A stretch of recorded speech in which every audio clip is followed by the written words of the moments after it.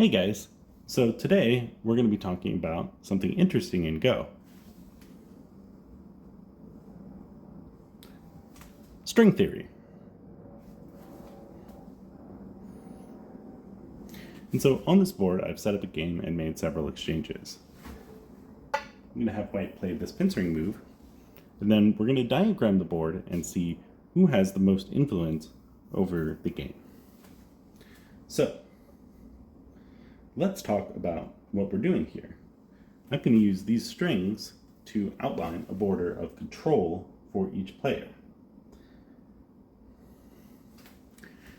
And so black has the first move advantage in this area. That doesn't mean that this is a black territory. That would be crazy if you could get this much territory with just 4 moves.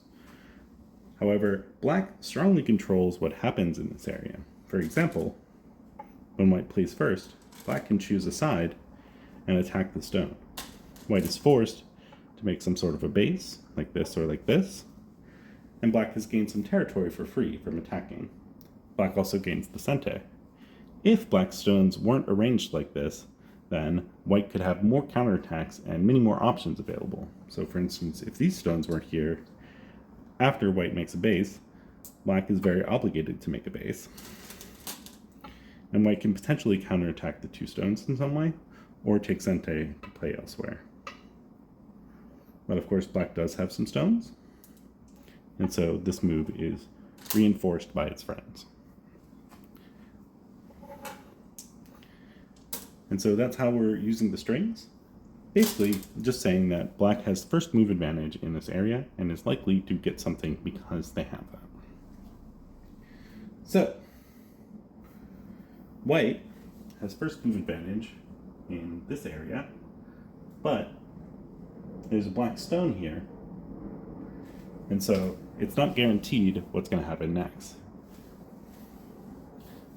White also has some advantage behind this line.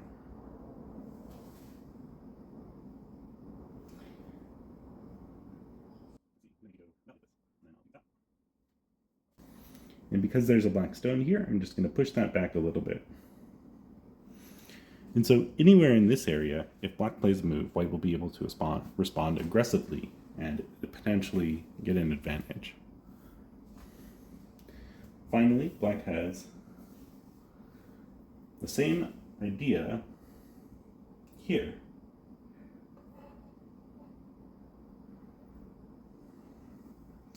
However, there's a disrupting white stone in that area, and it seems to be that this stone is fairly healthy right now. It has 3 options: one jump here, a base making move here, and a jump out here. And so I'm going to take this away from black for now. Black has not earned this because black doesn't have a good way to deal with the white stone in one move. And so right now, these are the areas that I think are influenced by the stones. Of course, you may have your own ideas about how the influence extends, but I think these are the areas that one player is guaranteed to have an advantage no matter who plays next in the area. If black plays here or white plays here, these moves will be relatively clean and hard to disrupt. If we do the opposite, these new stones can come under attack. And so you can kind of see that even a loose smattering of stones has a big influence over how the game plays out. And we actually have a word for that. It is influence. These stones are influencing what happens in this area and influencing what happens in this corner. The corner is not settled yet, same over here. And this territory area is not settled yet. Anyone could play there at any time. But the variation changes because there are stones nearby and those stones are strong. Okay, so let's take a look at this stone.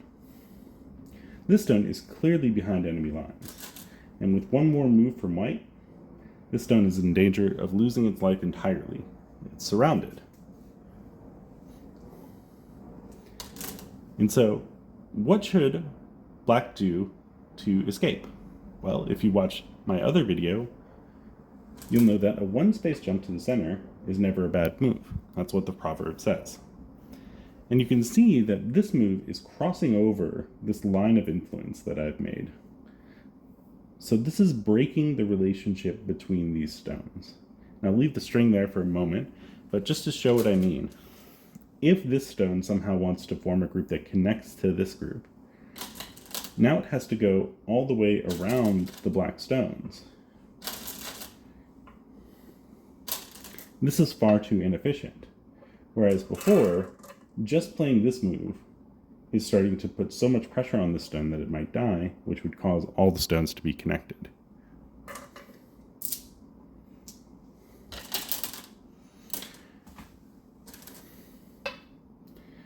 This is a super important idea in Go called splitting your opponent's connections.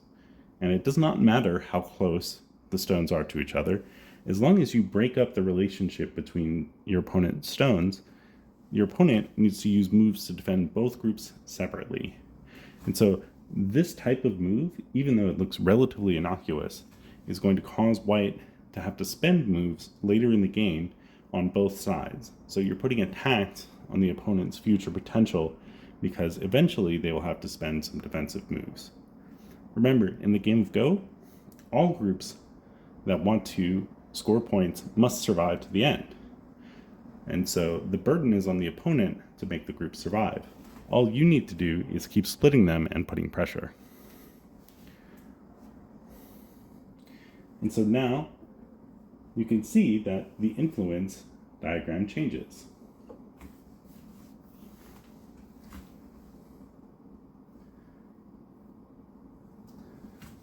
Black has effectively erased the influence and is even pushing back this corner influence.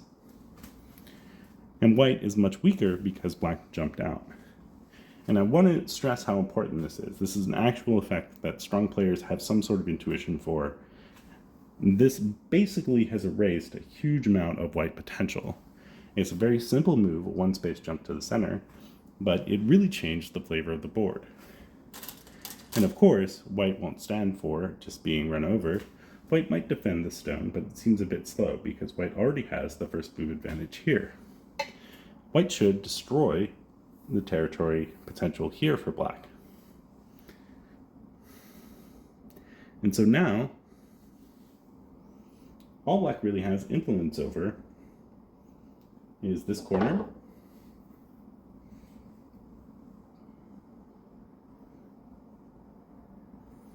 and this corner. And black can start to fight. I'll play the move I played earlier, and this restores some of that influence, but black has to spend a move in order to do it. And then when white comes closer to black, it pushes black's influence back further away. And of course, the game will continue, and of course, this weak stone still needs to be settled, but this is a pretty good visual representation of kind of what we're thinking about when we play a game of Go, is how can I reduce my opponent's sphere of influence most naturally? So coming into the large area, breaking apart and separating the opponent's groups, and attacking weak stones,